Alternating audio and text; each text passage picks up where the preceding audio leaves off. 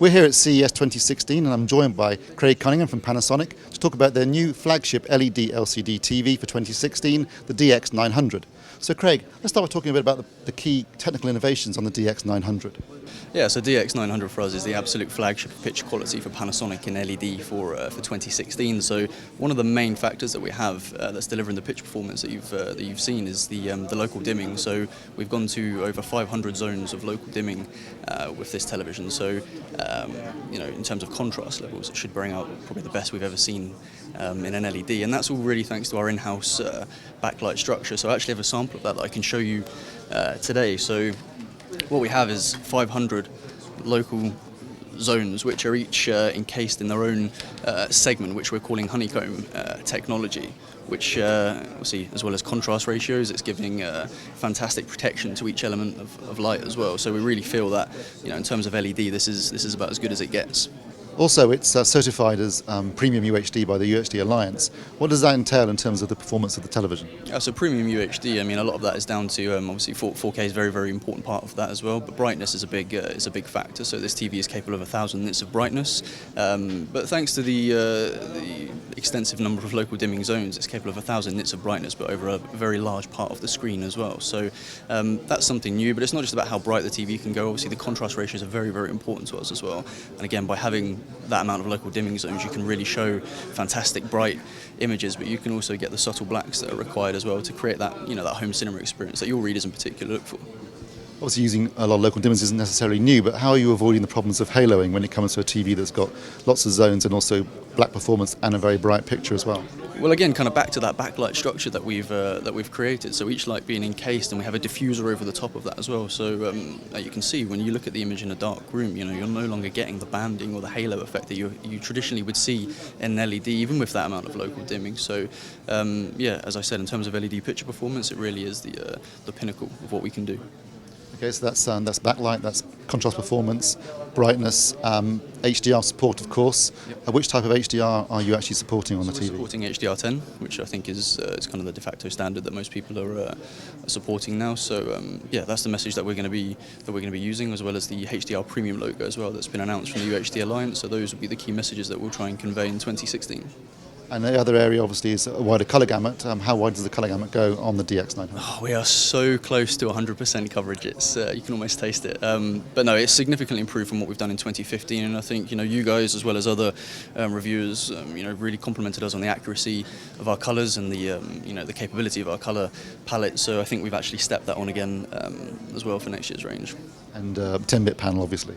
10-bit panel as well, yeah. So another key part of the colours and the accuracy and the gradation of the panel was that 10-bit upgrade that we've done for this year as well. So yeah, it's fully loaded. It's got everything you're going to need. And what screen sizes are going to come in? So this model will be available in 58-inch and 65-inch, and those will be launching in the early spring. It seems like you're trying to deliver an LED TV that can almost deliver OLED performance. Is that what you're aiming for here? Completely different animals, not really trying to match that. I think what we're trying to do is make the best LED TV possible. Because I think, based on the reviews that we've got from the likes of yourself, we probably made the best plasmas ever. That's kind of a given. The OLED's been fantastically well received. What we haven't probably done is make the best LED ever. It's something that we strive for. So that's the aspiration for the DX900, is to make the best LED TV possible. In terms of the enthusiasts, who do you think that this particular TV is aimed at?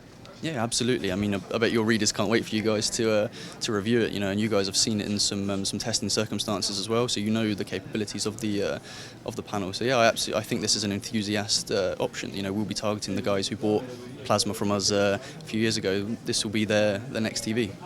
I realise it's too early to talk about pricing, but do you think it'll be competitively priced? I think it'll be very, very competitively priced. There's a premium that goes along with the structure that we've put into this, particularly the amount of local dimming. So, but when you see the performance, I'm confident that will justify the price points. We can't really talk about TVs without talking about OLED. The CZ952 was a fantastic television. It won a reference status badge when we reviewed it last year. What are your plans with regards to OLED? So we're in that process at the moment of evaluating what we've just done. So as you know, we announced and launched the OLED back end of 2015, and the success was something that we just couldn't predict. We are now massively oversold on the product for an £8,000 TV. I think that's unheard of. So the question for us to answer was, should Panasonic go into OLED? Is there an acceptance there for Panasonic to go into the OLED market? And the response from the customers was a resounding yes. So we are now studying our follow-up move. But as you can imagine, with that kind of success, we want to develop on that. So I'm hoping in the near future we'll be able to announce something. I think from the enthusiast point of view, they'd be looking for, say, maybe a flat screen, possibly a little bit cheaper.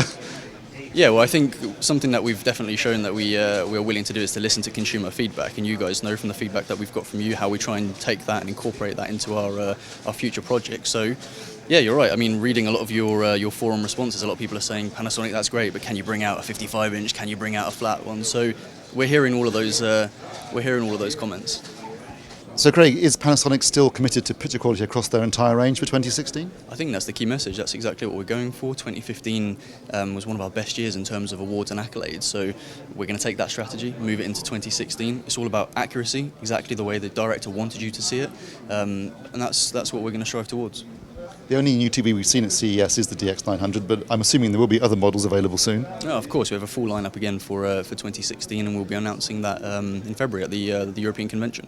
So, Craig, it's all well and good having these fantastic displays, but obviously you need content to watch on them. Now, there is 4K content available via the internet, but not everyone's got a fast enough connection, and you want something you can repeat over and over again. Hence the arrival of Ultra HD 4K Blu-ray, and you've got a new player, I believe.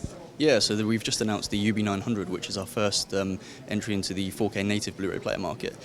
So key functionalities of the player, obviously native 4K playback. We have two HDMI out, one for audio, one for video.